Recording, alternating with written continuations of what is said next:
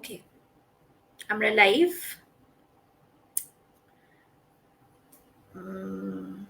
আমি জাস্ট আমাদের ভিউয়ার্সদের জন্য একটু অপেক্ষা করে যাব এবং আমি আমার টাইমলাইনেও শেয়ার করে দিচ্ছি।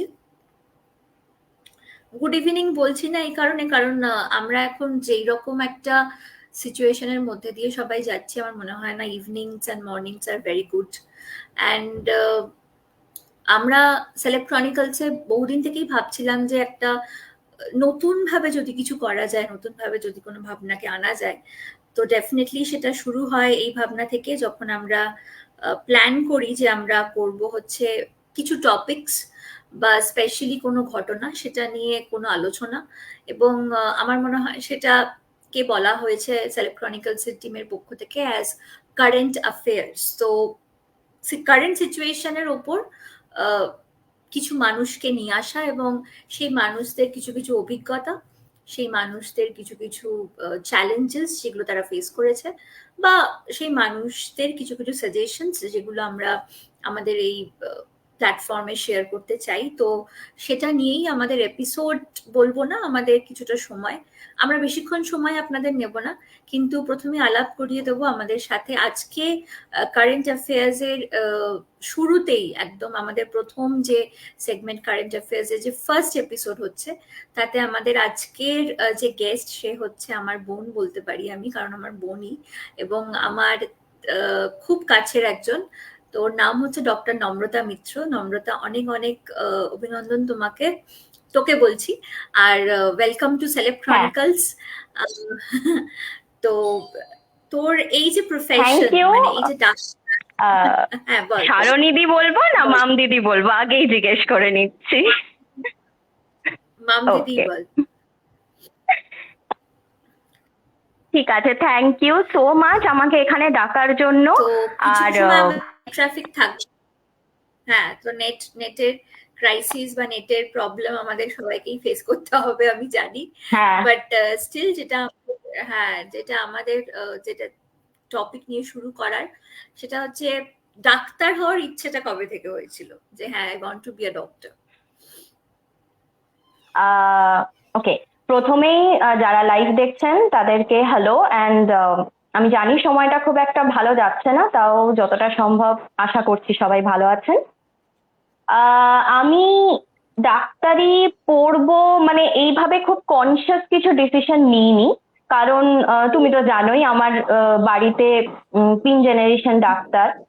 আর মানে ডাক্তারি is it's a way of life for me. মানে আমি ছোট থেকে ওটাই দেখেছি, ওটা দেখেই বড় হয়েছি যে দাদু বা বাবা কিভাবে কিভাবে তারা পেশেন্ট হ্যান্ডেল করছে, বাড়িতে রুগীর তারপরে যে টাইম শিডিউল ফলো হচ্ছে, মানে আমার কাছে ছোটবেলা থেকে ওটাই নর্মাল ছিল যে হ্যাঁ আমাকে বাবা হয়তো পড়াতে বসাতে পারবে না, বা সেইভাবে আমি হয়তো বাবার সঙ্গে খেলার সময় পাচ্ছি না, কিন্তু এটা আমার কাছে খুব নর্মাল যে হ্যাঁ that is what he does. তো আমি যে খুব মানে কেরিয়ার অপশন হিসেবে একদম বেছে নিয়েছিলাম যে না ডাক্তারির এই প্রসপেক্ট আছে, বা আমার আর্নিংস এরকম হতে পারে, বা এই জিনিসগুলো যেগুলো লোকজন কমনলি কেরিয়ার অপশন চুজ করার সময় কনসিডার করে, ঠিক সেরকম না, মানে এটা ছাড়া আর কি করবো এরকম মনে হয়েছিল আর কি। তো সেই কারণেই ডাক্তারি। আরেকটা যেটা ব্যাপার যেটা আমার +2-তে হয়েছিল, আমি সাহিত্য ভালোবাসতাম। আমি ইংলিশ বাংলা দুটোই ভালোবাসতাম, আর বায়োলজি ভালোবাসতাম, মানে বাকি সাবজেক্ট গুলো আমাকে সহ্য করতে হতো। আর বায়োলজিটা আমি গল্পের মতো পড়তাম, যখন মানে ফিজিক্স কেমিস্ট্রি ম্যাথ তিনটে আমার মাথার উপর চেপে বসে আছে, তখন আমি বায়োলজিটা এজ এ রিক্রিয়েশন পড়তাম। তো মানে আমার কাছে দুটো অপশন ছিল, আমি হয়তো যদি ডাক্তার না হতাম আজকে, তাহলে হয়তো আমি চেষ্টা করতাম সাহিত্য নিয়ে কিছু করার। তো যেহেতু বায়োলজিটা ভালো লাগতো, তো এটাই ফার্স্ট অপশন ছিল, তাই। রাইট, তোর কথায় বলতে গেলে তোদের আর একটা বাড়ি আরজিকর, রাইট? বিকজ সেখানে পড়াশোনা এবং সেখানে চান্স পাওয়া, ভালো রেজাল্ট না করলে তো এগুলো কোনোটাই সম্ভব নয়।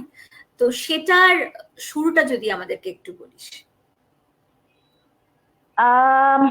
ভালো রেজাল্ট তো ছোটবেলা থেকে যেটুকু যা পড়াশোনা করার আমি নিজে নিজে করেছি, কিছুটা বাবা মায়ের সাহায্য, কিছুটা টিচারদের সাহায্য নিয়ে, অবশ্যই সেটা তো বলতেই হবে। কিন্তু আমি পড়তে ভালোবাসতাম, আমি এখনো পড়তে ভালোবাসি।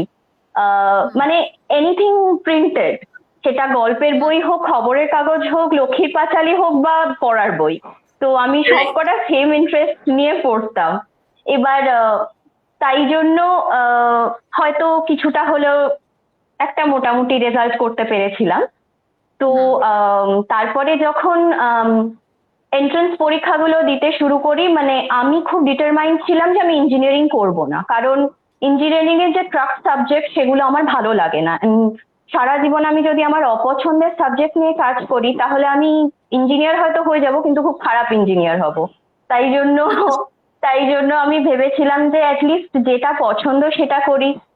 খুব বড় কিছু, বিরাট কিছু না হতে পারলেও অ্যাটলিস্ট ভালো কিছু করার চেষ্টা করব। তো প্রথমে ইনসেসের সময় থেকে প্রিপারেশন নিতে শুরু করি, অল্প বিস্তর এমসিকিউ সলভ করা, কিছু ইনস্টিটিউশন জয়েন করেছিলাম, টেস্ট সিরিজ যেরকম সবাই করে, শুরুটা সেরকম ভাবেই হয়েছিল। তারপরে এন্ট্রান্স এক্সামস দেওয়া, এন্ট্রান্স এক্সামস দিতে দিতে কয়েকটাতে রেজাল্ট হলো, কয়েকটাতে হলো না। আমাদের সময় নিট ছিল না, আমাদের সময় এআইপিএমটি ছিল, অল ইন্ডিয়া, আর আমাদের স্টেট লেভেল জয়েন্ট ছিল। তো পিএমটিতে র্যাঙ্ক হয়েছিল, জয়েন্টেও র্যাঙ্ক হয়েছিল। তো আমি যেহেতু একটু ঘরকুনো, তাই জন্য বাইরে কোথাও না গিয়ে আমি প্রেফার করেছিলাম যে একটু বাড়ির কাছাকাছি কোথাও যদি হয়। সেক্ষেত্রে কলকাতার government medical colleges are one of the best in the country, যেটা আমরা তখনও জানতাম এবং যেটা আমরা এখনো জানি। তো তো সেই জন্য কলকাতার মেডিকেল কলেজে চান্স পাওয়া, পরে আমি আর দ্বিতীয়বার কিছু ভাবিনি যে অন্য কোথাও কিছু চেষ্টা করব। সেভাবেই আরজি করা। আরো একটা যেটা ব্যাপার ছিল, আরজি করা আমার বাড়ির খুব কাছে, তো সেটাও একটা ফ্যাক্টর ছিল। আর একটু নস্টালজিয়াও কাজ করেছিল, কারণ আমার ফ্যামিলি দুজন আরজি করের এক্স স্টুডেন্ট ছিলেন, তো সেটাও একটা ব্যাপার, তাই আরজি কর। আর ধর যখন শুরু হয়েছে পড়াশোনা সেখানে, এবং অনেক রকম এক্সপিরিয়েন্স নিশ্চয়ই ধর হয়েছে, মানে পড়াশোনার ক্ষেত্রেই আমি বলছি, ধর অনেক নতুন বন্ধু হয়েছে ওখানে যাওয়ার পরে, অনেক কিছু শেখা গেছে যেগুলো ধর হয়তো আমরা হয় না একটা স্কুল লাইফে একভাবে বড় হই আমরা, কিন্তু যেই মুহূর্তে আমরা একটা কলেজে এন্টার করি সেই মুহূর্তে কিন্তু আমাদের থট একটা চেঞ্জ আসে, একদম। আমাদের আমাদের এক্সপিরিয়েন্স গুলো একটু অন্যরকম হয়, নতুন রকম হয়। তো শুরুর দিকে কোন রকম কি কি ধরনের এক্সপিরিয়েন্স তোর মনে হয়েছিল যে হ্যাঁ এগুলো তো ভীষণ ভালো, মানে এগুলো খুব পজিটিভ ওয়েতে তোর কাছে এসছে? স্কুলে তো আমরা একটা অল গার্লস স্কুল থেকে পড়েছি, তুমি জানো। তো সেখানে তুমি বলতে পারো কিছুটা রেস্ট্রিক্টেড, কিছুটা প্রোটেক্টেড এনভায়রনমেন্টে আমরা মানুষ হয়েছি। তেমনি বাবা মায়ের একমাত্র মেয়ে, সুতরাং বাড়িতেও যথেষ্ট আদরে প্রোটেক্টেড অবস্থায় মানুষ।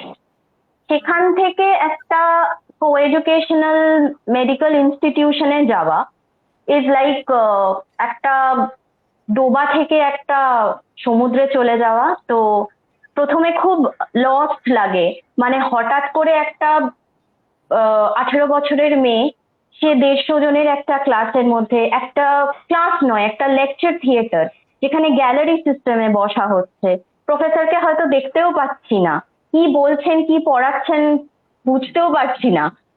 আর সিলেবাস, বই খাতার সাইজ, মানে সবকিছুই উচ্চ মাধ্যমিক লেভেলের পর থেকে এতটা চেঞ্জ হয়ে যায় যে হঠাৎ করে মনে হয় যে আমি পারবো তো। আর তার থেকেও বড় কথা, যেমন আমি একটা র্যাঙ্ক করে ওখানে গেছি, আমাদের সময় অতটাও র্যাঙ্ক না করে কিছু টাকা পয়সা বা কোনো অন্য উপায়ে ঢোকার এতটা রাস্তা খোলা ছিল না, বা থাকলেও আমরা সেই অপশনগুলো কখনো কনসিডার করিনি। তো তখন একটা সিচুয়েশনে যেখানে আমি গেছি, আমি তো একটা ছোট্ট জায়গা থেকে গেছি, একটা স্কুল থেকে, যেখানে আমি নিজেকে খুব বিশাল কিছু পড়াশোনায় ভালো, র্যাঙ্কার এরকম মনে করছি, কিন্তু ওখানে গিয়ে দেখি যে আমার মতো আরো 149 জন যারা সেম মেরিট, সেম ভাবে র্যাঙ্ক করে কলেজ এসছে এবং মানে সবাই মোটামুটি সেম স্টার্টিং পজিশন থেকে শুরু করছে, তখন বুঝতে পারি যে কম্পিটিশনটা অ্যাকচুয়ালি কোন লেভেলে। কিন্তু প্রথম দিকটা একটু লস্ট লাগে, এটা সত্যি কথা। কিন্তু আরজি কর বা ইভেন অন্যান্য মেডিকেল কলেজগুলোর কথাও আমি বলবো, খুব ফেলো ফিলিং খুব স্ট্রং। তো কারণ আমরা দিনের মধ্যে 12 ঘন্টা প্রায় একসাথে কাটাই, মানে শুধু তো কলেজ না, কলেজের পর আড্ডা, ঘোরা, পড়া লাইব্রেরিতে, সেই সব মিলিয়ে ধরো প্রায় 12 ঘন্টা আমরা একে অপরের সাথে কাটাচ্ছি। সেখানে যেমন বন্ধুত্ব হচ্ছে, শত্রুতা হচ্ছে, ঝগড়া আবার ভাব হয়ে যাচ্ছে, একে অপরকে প্রবলেমে ফেলছি, আবার সেই প্রবলেম থেকে বাঁচাচ্ছি। তো সব মিলিয়ে বন্ধুত্ব হতে খুব বেশি টাইম লাগে না। হ্যাঁ, কে কে তোমার পরবর্তীকালে বন্ধু থাকবে সেটা একটা অবশ্যই ব্যাপার, কিন্তু স্টিল কিছু বন্ড তো থেকে যায় যেটা সব সময় পরবর্তীকালে তোমার কন্ট্যাক্ট থাক না থাক, কিন্তু তুমি জানো যে যখন বিপদে পড়বে তখন তাদেরকে ডাকলে they will always be there. তো এইরকম লাইফ লং কিছু রিলেশনশিপ সবারই হয়, আমারও হয়েছিল। আর শুধু কলেজ সম্পর্কে এটাই বলবো যে স্কুল থেকে গিয়ে হঠাৎ করে একটা এত বড় কলেজ, প্রথমত তো চিনতে জানতেই সময় লেগেছিল, তার থেকে বড় কথা মেডিকেল কলেজ আর অন্যান্য কলেজে অ্যাটমসফিয়ারটা একটু ডিফারেন্ট হয়, যেহেতু মেডিকেল কলেজের সঙ্গে হসপিটাল অ্যাটাচ। তো সেখানে আমরা ঢোকা বেরোনোর সময় প্রচুর সাধারণ মানুষ, রোগী বা রোগীর পরিবার পরিজনের সাথে আমাদের দেখা হয়, অবশ্যই দেখা হবে। তারা কেউ হয়তো উৎকণ্ঠায় আছেন নিজের ফ্যামিলি মেম্বারকে নিয়ে, কেউ কান্নাকাটি, কেউ আবার হয়তো সেরে গেছেন তো ভালো খুশিতে আছেন। সেই সমস্ত ইমোশনস গুলো আমরা ফিল করতে পারি যখন আমরা মেডিকেল কলেজের দরজা দিয়ে ঢুকি। সেখানে একজন স্টুডেন্ট হওয়া সেটাও কিন্তু কিছুটা আমি বলবো একটা রেসপন্সিবিলিটি থেকেই যায়, কারণ সামনের লোকটা জানছে না যে তুমি স্টুডেন্ট, হয়তো সে তোমাকে কিছু জিজ্ঞেস করলো, সেখানে তাকে তুমি তার কষ্টটা শেয়ারও করতে পারছো না, তুমি হয়তো তার কোয়েশ্চেনটার আনসারও জানো না, কিন্তু তোমাকে যে তাকে একটু সান্ত্বনা দিতে হবে, একটু তার প্রবলেমটা সলভ করতে হবে, এই যে হিউম্যান ইন্টারাকশনস গুলো, এগুলো অনেক বেশি হয় মেডিকেল কলেজ। তো সেটা একটা ব্যাপার ছিল। আর তো মানে কলেজটা অ্যাকচুয়ালি, আমরা তো ডে স্কলার ছিলাম, আমরা কোনোদিন হস্টেলে থাকিনি, হয়তো হস্টেলের ছেলেমেয়েরা বেশি বলতে পারবে, কারণ ওরা 24/7 একসাথে থাকতো, আমরা সেটা থাকতাম না। কিন্তু হ্যাঁ, মানে বন্ধুত্বটা এমনই হয়ে গেছিল যে মানে বন্ধু নয়, অনেকটা ভাই বোনের মতো ব্যাপার, যে মানে ও আমার ফ্যামিলি মেম্বার, এরকম যে কোনো প্রবলেমে যখন তখন আমি ওকে কন্ট্যাক্ট করতে পারি, এরকম টাইপের। আর যেটা বলার যে ধরো এই যে কলেজ, এখন তো আরজি কর আমাদের নানা কারণে খবরের শিরোনামে, maybe I can say for all the wrong reasons. তো আমাদের সময়, আমি যে সময়টা আরজি করে কাটিয়েছি, সেই সময়টা কিন্তু একদম অন্যরকম ছিল। মানে শুধু কলেজই নয়, ওটা আমাদের ঘর বাড়ি।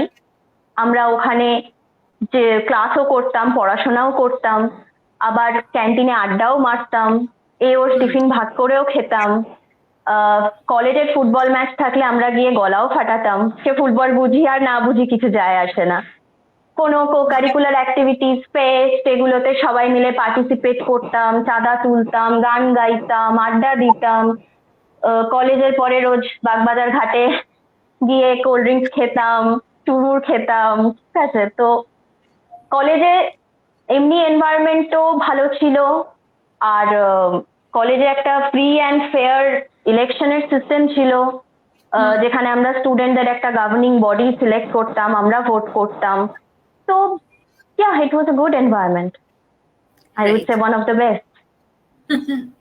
সো এই বেস্ট এনভায়রনমেন্টে, মানে ধর তোর এতগুলো বছর কাটানো, তো এই এতগুলো বছরের মধ্যে আমি তোকে একটা কোয়েশ্চেন করবো যে ধর এরকম কোনো নেগেটিভ এক্সপিরিয়েন্স বা এরকম কোনো এক্সপিরিয়েন্স আর কি, মানে যেটা হয়তো তোর মনে হয়েছে যে না, মানে এইটা হয়তো মানে আমার এখানটাই হয়তো একটু সমস্যা হচ্ছে, এ ধরনের কোনো কিছু কি কোনোদিন কোনো ফিল হয়েছে?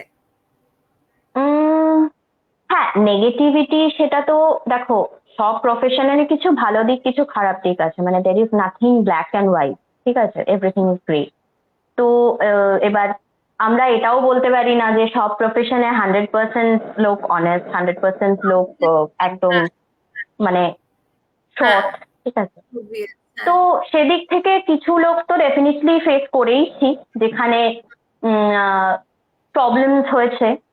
ফার্স্ট অফ অল মেডিকেল প্রফেশনে এখনো মানে আফটার সো মেনি ইয়ার্স আমাদের ব্যাচে 150 জনের মধ্যে হয়তো mail is to female ratio 1:1 ছিল।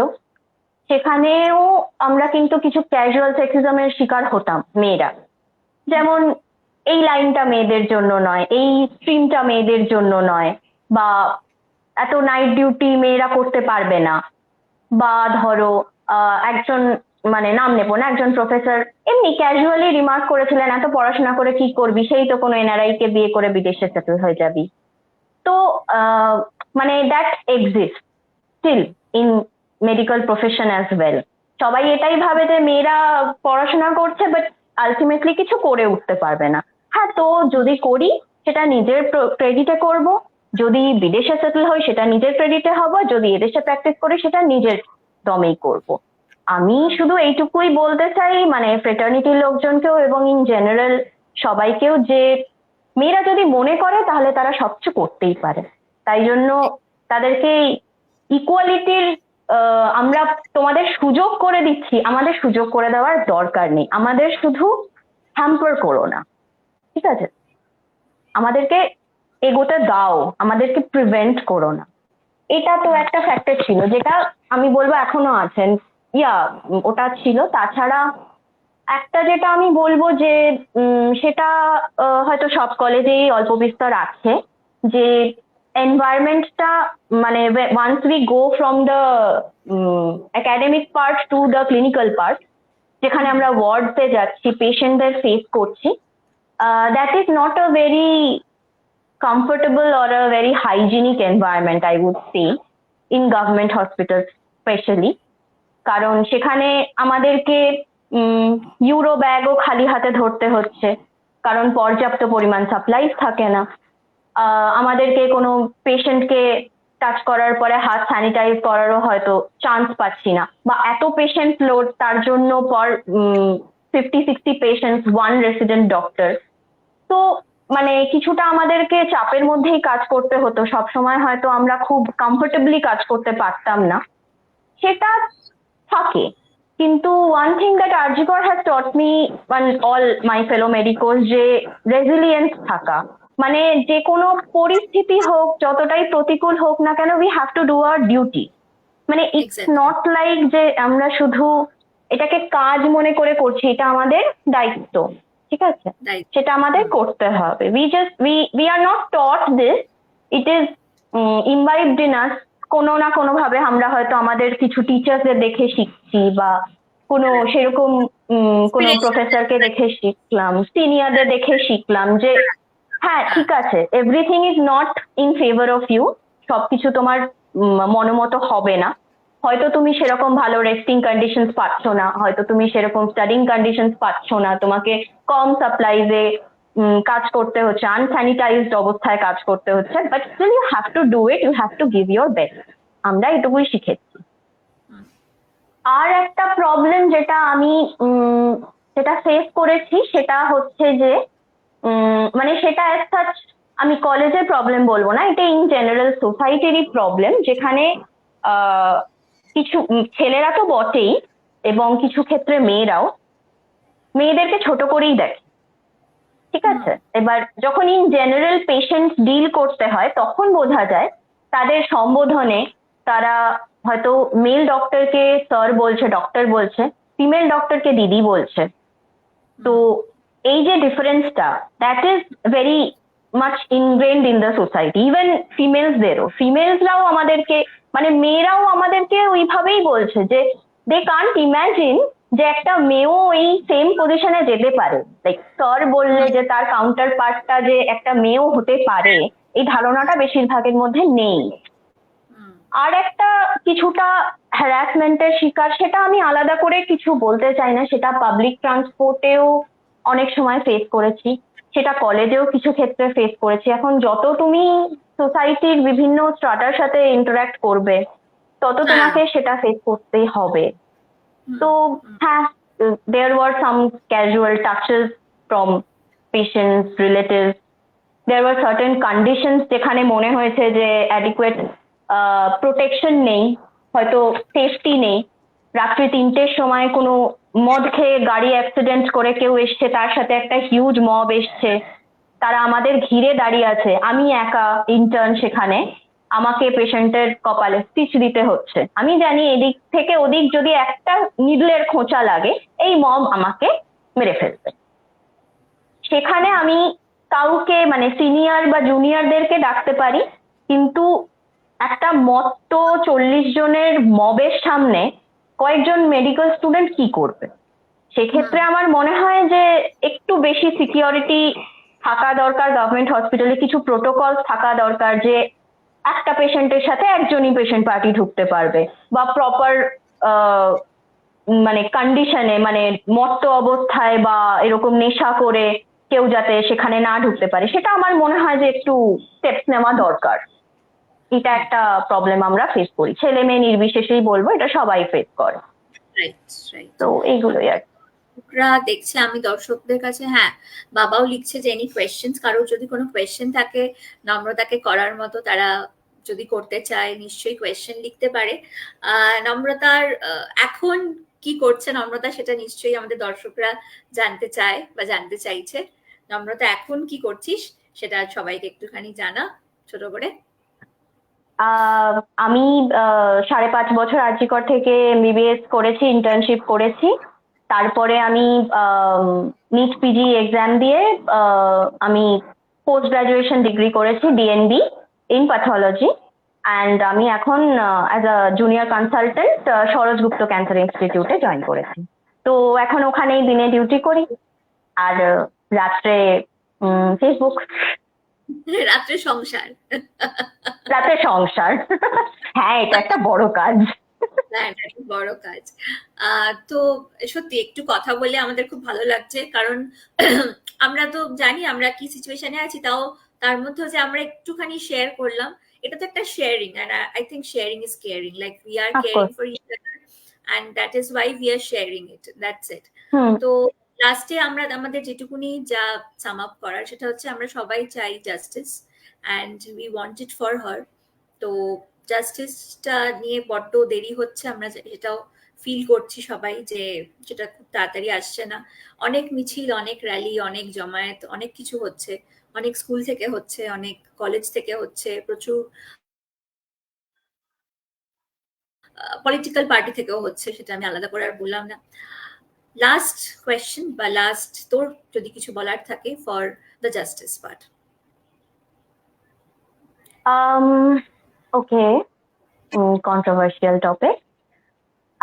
হ্যাঁ, তো যেটা বলার, নতুন করে কিছু জানানোর নেই অ্যাবাউট দ্য কারেন্ট সিচুয়েশন।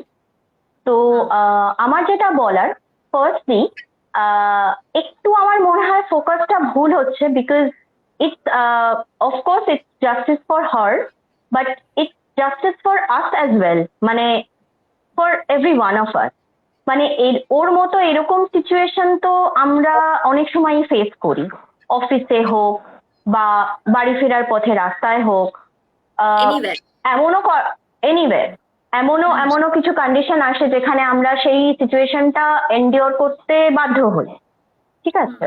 তো সেই ক্ষেত্রে আমার মনে হয় যে শুধুমাত্র ওর জন্য না বলে আমাদের সবার জন্য, নিজেদের জন্যই এই লড়াইটা লড়া উচিত। আর একটা যেটা ব্যাপার, যে এটা তো শুধু একটা মেয়ের, একটা ফিমেল ডক্টরের রেপ, মানে যে জিনিসগুলোকে হাইলাইট করা হচ্ছে, this can happen to anyone. একটা ফিমেলের সাথে হতে পারে, একটা মেলের সাথে হতে পারে, ইরেসপেক্টিভ অফ জেন্ডার, যার সাথে খুশি হতে পারে, ইরেসপেক্টিভ অফ প্রফেশন, যার সাথে খুশি হতে পারে। তো সেক্ষেত্রে ব্যাপারটা শুধু নারী সুরক্ষা বা নারী নির্যাতন বা ফেমিনিস্টদের যেটা বক্তব্য, যে মানে ছেলেদেরকে ঘরে আটকে রাখো, আমরা বেরোবো রাত্রিবেলা, মানে that is not the focus. The focus is basically what happened is a crime. It was murder, it was rape, and both of these are crimes and punishable by law. All we want is the punishment. All we want is a fair trial, first of all. Firstly, a fair trial. তো সেটা একটা ব্যাপার। Secondly হচ্ছে যে দেখো, এটা তো একটা মানে একমাত্র ইনসিডেন্ট নয় এরকম যেটা হয়েছে। বিভিন্ন এরকম ইনসিডেন্ট আমাদের কানে আসে প্রত্যেক বছর, প্রত্যেক মাসে, প্রত্যেক সপ্তাহে। সেখানে কিছুটা প্রতিবাদ হয়, কিছুটা হয় না, কয়েকজন করে, কয়েকজন করে না। এবার ব্যাপারটা এইটার উপরে কনসেন্ট্রেট করার কিন্তু এখন সময় নয় যে কোথায় একজন তথাকথিত এলিট ক্লাস, একজন ডক্টরের সাথে এটা হয়েছে, কোথায় কোনো এক গ্রামে কোনো এক মানে আন্ডার প্রিভিলেজড কোনো পার্সনের সাথে এটা হয়েছে। তখন আমরা কেন আওয়াজ তুলিনি, এখন কেন তুলছি? বা ধরো সেই সময় কেন তুলেছিলাম, সেই সময় কেন বলিনি, এখন কেন বলছি? আলাদা আলাদা মিছিল, পলিটিক্যাল পার্টি, অ্যাপলিটিক্যাল পার্টি, দিনে বেরোচ্ছে, রাতে বেরোচ্ছে, স্টুডেন্টরা বেরোচ্ছে, টেকনিশিয়ানরা বেরোচ্ছে, অন্যান্য প্রফেশনালসরা বেরোচ্ছে। মানে ওয়াই so many মিছিলস, ওয়াই so much of আলাদা কেন হচ্ছে, একসাথে কেন হচ্ছে? মানে just forget it. One thing that we must concentrate is on getting the justice.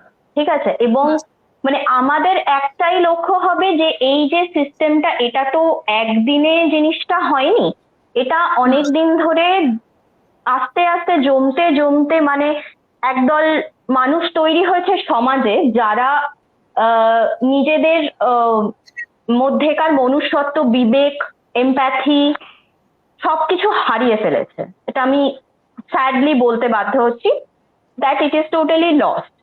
এবং আমাদের সময় যেটা ছিল যে কোনো একটা ভয় করলে, কোনো একটা অপরাধ করলে যে ভয় বা গিল্ট হওয়া, বা এটা করা উচিত কি উচিত না এই জাজমেন্টটা আসা, সেটা আমাদের সময় হয়তো কিছুটা ছিল, এখন সেটা নেই। এবং সেটা কোনো প্রফেশনের মধ্যেই মানে হয়তো অনেকটাই কমে গেছে সেটা মানুষের মধ্যে। হ্যাঁ, ব্যাপারটা গিল্ট, মানে সেটা গিল্ট বা এমপ্যাথি বা ফিয়ার অফ পানিশমেন্ট, এই জিনিসগুলো খুবই কমে গেছে লোকের মধ্যে। তার কারণ অনেকগুলোই কারণ আছে, যে এক তো লোকের হাতে প্রচুর ক্ষমতা এবং সেই ক্ষমতার অপব্যবহার করা। সেকেন্ডলি হচ্ছে যে অন্যায় কাজ করেও জিনিসটার প্রশ্রয় পাওয়া, যে বাহবা পেলাম বা কিছু। আরেকটা যেটা ব্যাপার সেটা হচ্ছে যে টাকা এবং টাকার লোভ। তো এই সবটা মিলিয়ে যেটা সিচুয়েশনটা ক্রিয়েট হয়েছে, that they are beginning to think themselves as God. আর তারা যাই করুক না কেন, যেরকম যতটাই ঘৃণ্য অপরাধ করুক না কেন, তারা পার পেয়ে যাবে, এই বিশ্বাসটা তাদের মধ্যে রয়েছে। তার থেকেই তারা এত বড় ক্রাইম করার আগে দুবার ভাবছে না। তো আমাদেরকে এটাই এনশিওর করতে হবে, for of course for the victim, for ourselves as well, যে সোসাইটিতে যে এই যে পাওয়ারের যে খেলাটা, এই যে টাকার খেলাটা, এই যে ক্ষমতার খেলাটা, এটা যাতে ইকুয়ালি ডিভাইডেড হয়। মানে you can either have a democracy or you can have money concentrated in hands of a powerful few. ঠিক আছে? You can't have both. So if the society wants a democracy, then we have to fight for it. This is just the beginning. এটা কিন্তু এমন ব্যাপার নয় যে 7 দিন, 10 দিন, 15 দিনে জাস্টিস এসে যাবে, সবকিছু সর্টেড হয়ে যাবে, will go back to our happy self making reels. ঠিক আছে? এটা হবে না। This is a long fight, and yes, আমাদের সবই করতে হবে। মানে we have to work, we have to live, we have to be happy as well, মানে take care of ourselves and others around us. সবকিছু করতে হবে। জীবন তো থেমে থাকবে না, ভুলে গেলেও মানে জীবনটা মানে বাঁচতে তো হবে আমাদেরকে। কিন্তু তার মধ্যেও আমাদের এই রেজিস্ট্যান্সটা আমাদের মধ্যে রাখতে হবে, যে whenever we see something wrong, we must protest. Right. Make that a way of life. ঠিক আছে? তাহলেই কিন্তু সমাজটা চেঞ্জ হতে পারবে আলটিমেটলি। এটাই হচ্ছে ব্যাপার। তো আমাদের এই ফাইটটা is a long run fight. We must be resilient. ধৈর্য ধরে লড়াইটা চালিয়ে যেতে হবে। আমি বলছি না যে রোজ আন্দোলন করতে হবে, মিছিল করতে হবে, হোয়াট এভার, বাট একটাও ব্যাপার যে রোজ হয়তো বাড়ি ফিরে আমরা নানা কাজে ব্যস্ত হয়ে পড়ি, ফেসবুক দেখছি না, সোশ্যাল মিডিয়া দেখছি না, এইসব ব্যাপারে কোনো খোঁজ রাখছি না, হয়তো ভাবছি যে আমাদের বাড়ির কারোর সাথে তো কিছু হয়নি, কিন্তু হতেও তো পারে।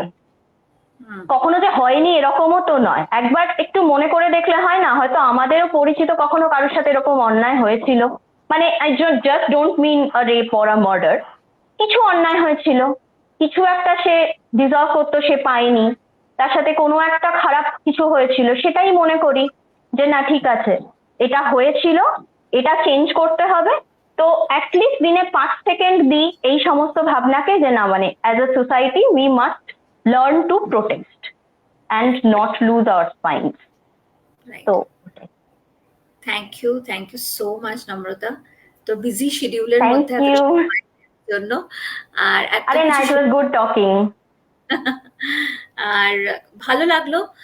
আশা করি আমাদের দর্শক বন্ধুদেরও তোর কথা ভীষণ ভালো লেগেছে, কারণ তুই যে কথাগুলো বলেছিস আমার মনে হয় তারা কানেক্ট করতে পারবেন, মানে কোথাও গিয়ে তো আই নিশ্চয়ই হোপ। কানেক্ট করতে পারবেন at the end of the day. তো আমরা আজকে আমাদের লাইভ এখানেই শেষ করছি। আহ এর পরবর্তী কারেন্ট অ্যাফেয়ার কোনো সেগমেন্ট নিয়ে আমরা আবার লাইভ আসবো সেলেব ক্রনিকলস এর পক্ষ থেকে। প্রথমে শুভ সন্ধ্যা বলিনি, কিন্তু এখন ডেফিনেটলি নম্রতার কথার পরে আমরা বলছি দুজন মিলেই শুভরাত্রি। সবাই ভালো থাকবেন, সুস্থ থাকবেন। শুভরাত্রি।